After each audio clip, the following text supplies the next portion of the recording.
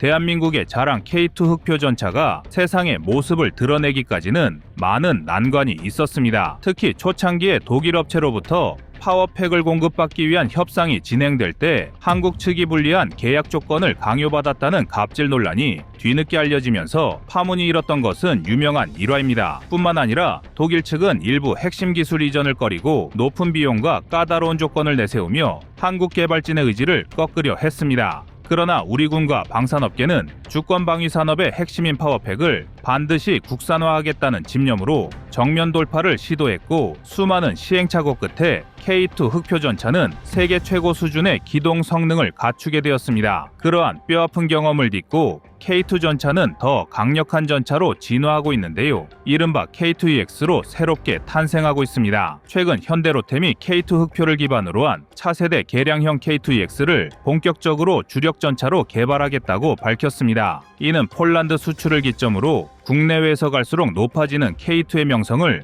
보다 확실하게 굳히기 위한 행보로 평가됩니다. 폴란드는 이미 K2 전차 180대를 1차로 도입해 운용 중이며 추가로 2차 사업까지 염두에 두고 있습니다. 흑표 전차를 직접 사용해본 폴란드군은 드래곤 24와 같은 대규모 합동훈련에서 K2의 기동 성능에 큰 만족을 표시했습니다. 폴란드군이 강조한 건 탁월한 엔진 파워와 우수한 궤도 이탈 방지 기술 그리고 강력한 서스펜션으로 인한 지형 적응력이었습니다. 하지만 우크라이나 전쟁을 통해 전 세계적으로 전차 운용의 패러다임 자체가 바뀌고 있습니다. 자폭 드론, 무인 공격기 등 각종 위협이 전장에 속속 등장하면서 전차에게 요구되는 방어와 탐지 능력은 과거보다 훨씬 복합적이고 까다롭게 바뀌게 됐는데요. 폴란드는 이 점을 고려해 K2에 자기들만의 특화 요구사항을 추가하려 했고 현대로템도 해외 시장을 선점하기 위해 발빠른 개량 사업을 추진 중입니다. 이렇게 탄생하는 K2EX 모델은 드론 대응 능력 첨단 센서, 결합 능동 방어 시스템 등 미래 전장에 최적화된 전차가 될 것으로 보입니다. 일각에서 한국은 이미 K3 전차를 개발하고 있지 않냐고 할 수 있지만 현실은 그렇지 않습니다. K3 전차는 2030년 초에나 개발 예정이기 때문에 정확한 양산 일정이 잡혀 있지 않습니다. 그러니까 10여 년 이상을 드론으로 바뀐 현대전장에 대응하기 위해서는 개량이 필요한 것입니다. 그도 그럴 것이 이제 더 이상 전차는 땅바닥에서만 싸우는 철덩어리가 아닙니다. 하늘에서 날아드는 적 드론이나 제블린 미사일, 자폭 무인기 등을 상대해야 합니다. 그래서 한국은 세계 최고의 성능을 갖고 있는 K2 전차를 개량해 K2EX로 발전시킬 계획입니다. 먼저 K2EX가 보여줄 핵심 변화 중 하나는 드론 무력화 시스템과 능동 방어 시스템을 통합하는 것입니다. 단순히 포탄이나 대전차 미사일을 막는 것을 넘어 자폭 드론과 저고도 무인기까지 식별 파괴할 수 있는 신형 무기 체계를 갖추겠다는 것인데요.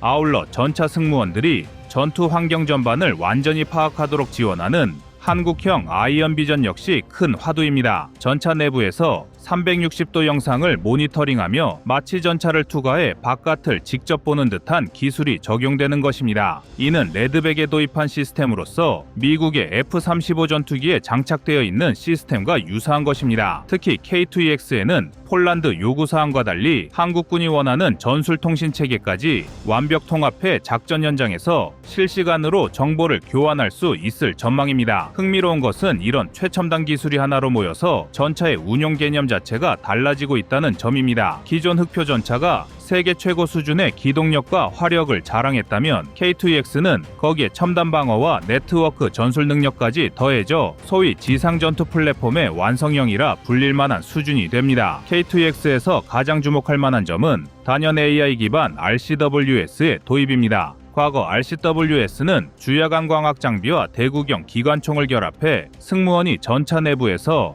안전하게 외부 표적을 사격할 수 있는 정도였습니다. 그런데 이제 여기에 인공지능이 더해지면 이야기가 완전히 달라집니다. 전차 상부에 장착된 광학 시스템이 영상 정보를 AI로 실시간 분석해 적 병력이나 적 기갑 차량, 드론 등을 자동으로 식별하는 데 이어 발포 여부까지 판단할 수 있게 되는 것입니다. 예컨대 12.7mm 기관총부터 30mm급 중기관포까지 달릴 수 있는 RCWS가 자율적으로 작동하면 인명피해가 발생하기 전에 조기에 적 위협을 제압할 수 있습니다. 이에 더해 무인기 드론 위협이 커지면서 전차가 단순히 방어 시스템만으로 생존하기 어렵다는 인식이 확산되고 있습니다. 이를 극복하기 위해 한국이 개발하는 신형 전차에는 제밍 시스템을 전차에 적용하는 방안도 검토 중인데요. 제밍이란 적 드론이 활용하는 통신 GPS 신호를 교란의 움직임을 무력화하는 방식으로서 K2EX가 실전 배치되면 포탑 상부에 장착된 제밍 안테나가 적 드론의 주파수를 잡아내어 전파를 교란함으로써 추락을 유도할 수 있게 됩니다. 하지만 이런 제밍 기술이 만능은 아닙니다. 드론 기술 또한 AI를 접목해 GPS나 외부 통신 없이도 지형 영상을 토대로 자율 비행하는 무인기가 늘고 있기 때문인데요. 그래서 K2EX에 적용될 차세대 기술로 고출력 전자기 펄스를 순간적으로 방출해 드론의 전자부품을 태워버리는 방안도 떠오르고 있습니다. 수십 대의 드론이 군집 형태로 날아와도 HPM 한 번이면 대거 무력화가 가능하기 때문입니다. K2EX에는 또 다른 신기술이 들어가는데요. 이미 검증된 K2 흑표 전차의 최고 장점 중 하나는 기동력입니다. 폴란드 제20기계화 여단이 드래곤 24 훈련에서 직접 K2를 운용해본 결과 레오파드나 에이브람스 등과 비교해 지형 제약이 적고 높은 경사지에서도 별다른 문제 없이 기어오르는 모습을 확인하면서 폴란드군이 한국산 무기에 탄성을 지른 것은 유명한데요. 이는 K2 전차가 궤도 장력을 실시간으로 조절하는 기술을 적용해 궤도 이탈 위험이 적으며 유기압 현수 장치를 통해 고르지 않은 지형도 안정적으로 주파하기 때문입니다. 게다가 K2 흑표는 공차 중량이 55톤 수준으로 60톤에서 70톤대에 이르는 서방 전차들보다 상대적으로 가볍습니다. 이로 인해 오프로드에서도 엔진이 과열돼 퍼짐이 덜하고 신속한 기동이 가능합니다. 이는 국산화된 파워팩이 있기에 가능합니다. 그리고 국산화한 모듈은 언제든지 우리 마음대로 개량이 가능하다는 장점이 있기 때문에 우리 군 당국의 요청이나 폴란드군의 요청이 있다면 지금보다 성능을 업그레이드할 수 있습니다. 하지만 현재 우리 육군뿐 아니라 폴란드군까지 흑표 전차의 민첩성에 크게 만족하고 있기에 K2EX가 등장해도 기동력 자체는 추가로 보강할 부분이 많지 않다고 평가됩니다. 즉 차세대 전차를 위한 새로운 카드로 남겨둘 것으로 예상된다는 뜻입니다. 대신 그 외 요소, 즉 미래형 전장에 필요한 아이언 비전 제밍 시스템 능동방어, 체계 AI RCWS 등 신규 기술 탑재가 핵심이 될 것으로 보입니다. 이제 현실적인 문제로 넘어가 보면 이렇게 온갖 첨단 장비를 장착하면 전차 단가는 필연적으로 급등합니다.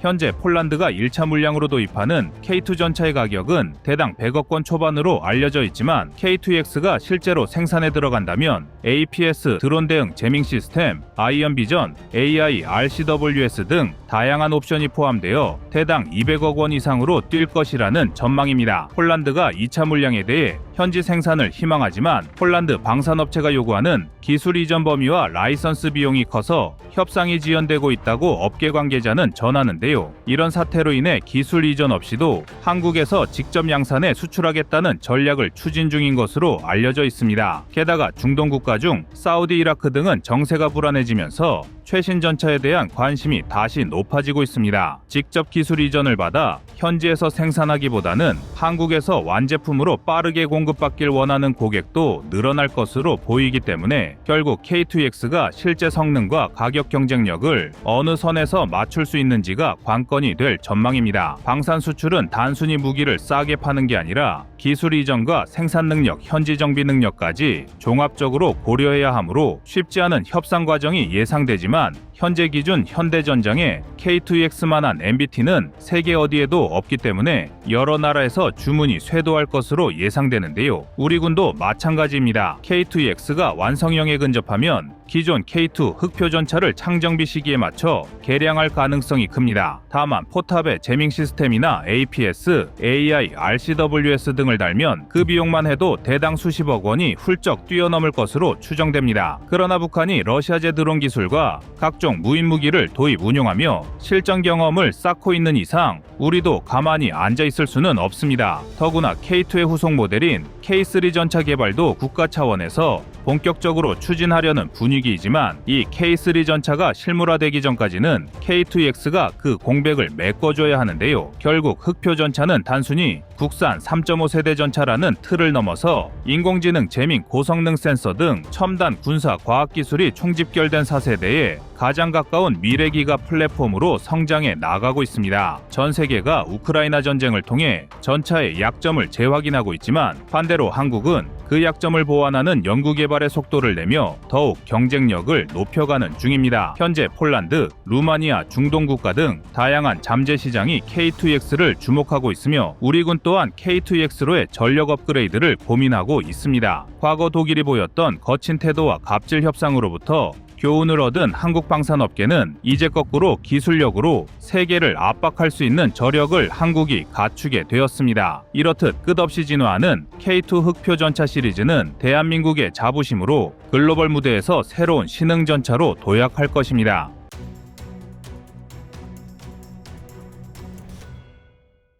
다음은 24년 12월 24일 한국 K2 대 일본 십식 비교 영상입니다. 망신도 이런 망신이 없을 것입니다. 오늘 비교할 주제는 아시아 최강이라고 일본이 주장하는 십식 전차의 시연 영상입니다. 이 영상이 2015년 대중에게 알려지면서 일본의 십식 전차는 전 세계적으로 유명세를 탔습니다. 반면 한국은 어떨까요? 2024년 12월 현재 K2 전차는 최근 폴란드 등 유럽 시장에서 대규모 수출 계약을 성공시키며 21세기형 차세대 전차로 국제방산계에서 전례 없는 관심을 받고 있습니다. 지금이야 돌풍이라고 표현해도 전혀 과하지 않을 정도로 K방산은 전 세계에 그 열풍이 거셉니다. 뿐만 아니라 지난 11월에 보도된 조선일보에 따르면 K2 전차로 벌어들인 로열티는 매해 거듭될수록 천문학적인 금액으로 늘어나고 있다고 보도했는데요. 지금이야 누가 뭐래도 K2 전차는 명실상부 최강의 전차로 자리매김하고 있습니다. 하지만 K2 전차의 개발 과정은 그리 순탄치 않았습니다. K2 전차를 개발하는데 미국의 라이선스를 통해 K1 전차를 개발했고 또 그 기술 개발 역량을 키워 K2를 개발했다는 식의 누구나 다 아는 내용이 아닙니다. 사실 이 과정에서 공개되지 않은 숨겨진 비화가 하나 있는데요. 당시 한국은 K2 전차의 주포 성능을 최대한 끌어올리기 위해 스위스로부터 크롬 도금 기술을 이전받기 위해 노력했습니다. 포신의 수명을 최대한 늘리고 충분한 작전 요구 성능을 확보하기 위해서는 포신을 도금하는 우수한 기술이 필요했기 때문인데요. 하지만 유럽 국가인 스위스는 한국의 제안을 거절했습니다. 그러나 이는 오히려 한국의 전화위복이 되었습니다. 한국은 비록 초기 개발 단계에선 유럽보다 크롬 도금 기술이 부족했지만 스위스 기술 이전 거부는 국산 기술의 개발을 불러왔고 우리 대한민국은 국내 기업들의 기술로 독자적인 활강포용 크롬 도금 기술을 개발하는 데 성공했습니다. 이렇게 개발된 K2의 CN08 120mm 주포는 노르웨이 전차 사업 등에서 독일과 경쟁하며 한국의 전차 기술이 세계 최고라는 것을 보여주었는데요. 또 외국의 갑질은 어떠했습니까? 이는 과거 한국이 전차 개발을 시작했던 1980에서 90년대에 서방권 군사 기술을 이전받기 위해 벌였던 치열한 외교전과 수많은 갑질 및 정치적 압박을 상상하면 감회가 새로울 수밖에 없는데요. 당시 한국은 미국과 독일을 오가며 최신 전차 기술을 획득하기 위해 고군분투했고, 독일 측 기술진들은 초기 소형 파워팩과 전자장비 이전 과정에서 한국 기술자들을 은밀히 홀대하였으며, 우리가 문서 한 장 얻으려 해도 독일 측 담당자들이 터무니없는 접대 요구를 하며 부당한 대우를 받았습니다. 또 미국 측은 라이선스 제한을 빌미로 핵심 기술 이전을 회피하는 등 크고 작은 갑질이 난무했습니다. 그럼에도 불구하고 한국 기술진들은 이를 극복하며 자체 기술력 확립에 나섰고, 이는 훗날 K2 블랙팬서라는 걸출한 걸작을 탄생시키는 밑거름이 되었습니다. 한국이 이러한 기술력을 확보하고 독자적인 전차 개발 역량을 갖추자 주변국들은 가만히 있지 않았는데요. 특히 일본은 자국 주력 전차인 10식 개발 과정에서 한국의 급성장한 전차 기술력에 강한 경계심을 드러내기도 했습니다. 일본은 과거 90식 전차 도입 시부터 미국, 독일로부터 우수한 기술을 이전받아 상당히 탄탄한 기초를 갖추고 있었음에도 불구하고 한국이 자신들을 제치고 K2 전차로 세계 시장에 우뚝 서자 한국 따위가 어떻게 이 수준까지 올라왔나 라는 반응을 보이며 내부적으로 기술 정보 유출을 막기 위한 보안 강화를 단행하기도 했습니다. 뿐만 아니라 한국이 자국 전차 기술을 조기에 선진화하는 것을 차단하기 위해 주요 부품 수출 제한과 재료 기술 교류 회피 등을 시도했으며, 극비리의 몇몇 에이전트를 통해 K2 관련 비공개 기술 정보를 수집하려 국내 방산업계에서 뒷거래를 시도했다는 루머가 떠돌았을 정도입니다. 이러한 지역적 긴장감 속에서 지금 국제방산 시장은 K2 대 10식 전차라는 아시아 양강 대결 구도를 바라보는 형국인데요. 정량적인 지표로 비교하면 K2 전차가 제공하는 무장 및 성능 수치에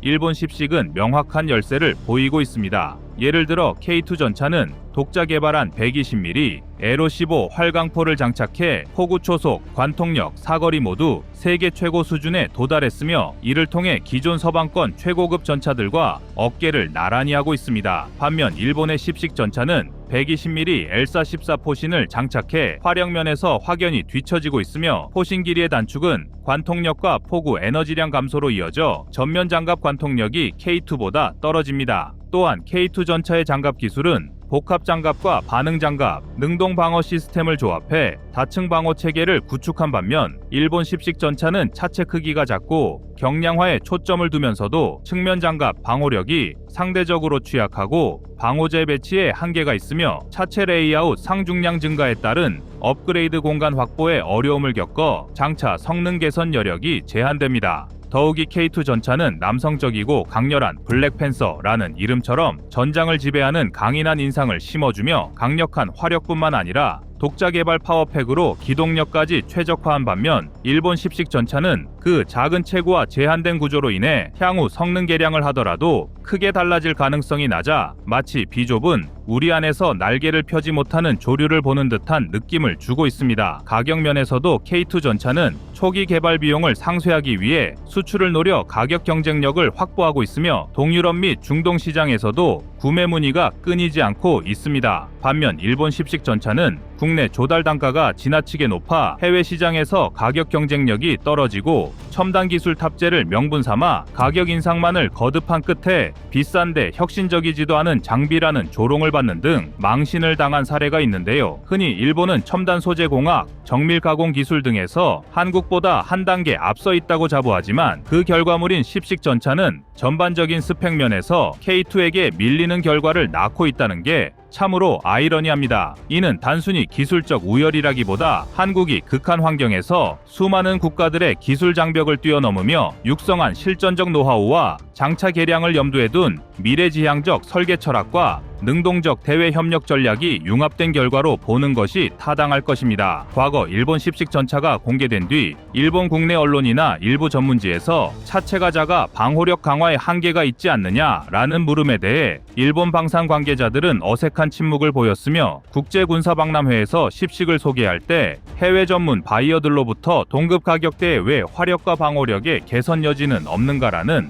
날선 질문을 받으며 현장에서 무안함을 겪은 일화는 유명한데요. 이렇게 일본 측이 과대 포장한 10식 전차는 국제방산 시장에서 철저히 외면받고 있으며, K2 전차와 맞붙었을 때 진정한 고성능 전차의 상징은 어느 쪽인지 명확히 드러나고 있습니다. 실제로 K2 전차가 중동 사막 지형 테스트와 노르웨이 혹한 환경 시범 운용에서 대단히 안정적인 기동성, 탁월한 사격 정밀도를 입증하며 전 세계 군사 전문가들을 놀라게 했을 때 일본의 십식 전차는 내구성 시험 과정에서 차체 균열 발생이나 전자장비 오류, 탄약 재장전 개통 문제 등의 흑역사가 국내외 방산 전문가들 사이에 부각되며 실전성 미달이라는 비난을 받았습니다. 전시 상황에서 강력한 화력 투사와 빠른 전장 기동을 둘 다 충족시키는 K2 전차와 달리 십식 전차는 제한된 차체 크기와 화력 고도화 어려움으로 인한 성장 한계, 고비용이라는 삼중 족쇄에 묶여 전장 지배자로 거듭나기 어려운 처지에 놓여 있습니다. 결과적으로 일본은 십식 전차를 자국 기술의 결정체라 추켜 세우지만 세계 방산 시장에서 주목받는 것은 K2이며 실전 운용 기록 및 대회 시장에서의 압도적 관심도 역시 K2의 편에 서 있습니다. K2 전차는 한국 남성들의 거친 심장을 뒤흔드는 강력한 폭발력과 돌파력으로 마치 거대한 철의 짐승이 앞을 가로막는 모든 것을 부셔버릴 듯한 파괴력과 범접할 수 없는 관통력을 통해 십식 따위를 굴욕적인 무릎 꿇음을 안길 뿐입니다. 과거 한국은 서방으로부터 받았던 차별과 제약을 극복하고 국내 기술로 탁월한 명품 전차를 완성시킨 반면 일본은 인접한 경쟁자의 놀라운 약진을 간과한 채 폐쇄적이고 비효율적인 개발 전략을 고수하다가 십식은 비싸고 업그레이드 한계가 명확한 주행, 시험용 모형이라는 굴욕적인 국제적 평가를 받았으며 실제로 K2가 긴장감 감도는 주변국 국경지대에서 시범 운용되며 우수한 사격 명중률과 신속한 전진 전략을 입증할 때